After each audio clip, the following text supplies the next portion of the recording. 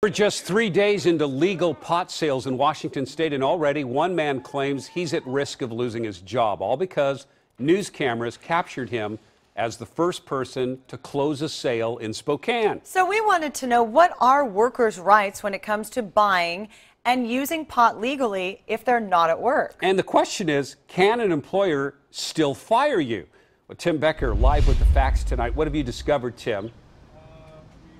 Yeah, I just spoke with a labor attorney here in Vancouver, and he tells me that the legalization of pot has created a gray area when it comes to the workplace. But bottom line, just like alcohol or prescription drugs, if you're not impaired while you're on the job, then you're not breaking the law or a lot of rules according to policies and companies' employment handbooks. But that said, he still told me that he warns legal pot users to use caution.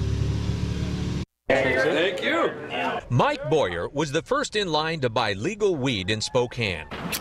Even smoked it for the cameras. Someone saw that on TV, though, and complained to his employer. As of 2:30 today, I am unemployed from that company. I think for the next 5 or 10 years, there's going to be a struggle on how to deal with this. Labor attorney Greg Ferguson tells me cultural norms play a big part in dictating employers and co-workers' acceptability of legal pot use.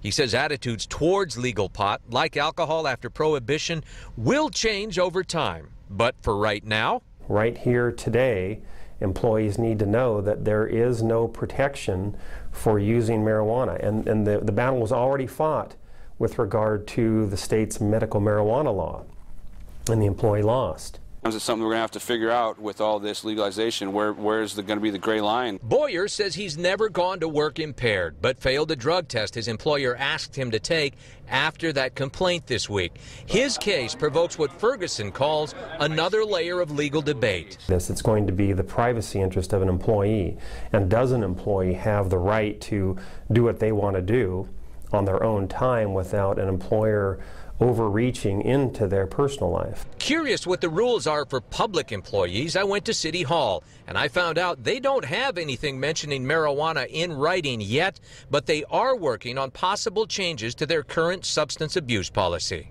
In an email, the Director of Human Resources also tells me that for now, they're treating marijuana just like alcohol, another legal product. Legal weed, man. Still, let the buyer and the user beware. What's your advice for someone who smokes pot, doesn't go to work impaired, is enjoying it legally now? Be careful and review your employer's policy. Greg Ferguson there, the attorney, also tells me employers should review their policies and at the very least build in some discretion on how they're going to deal with pot being legal. This is, of course, just the beginning of something that will continue to unfold, so we will, of course, continue to follow it. For now, though, reporting live in Vancouver, Tim Becker, KOIN 6 News.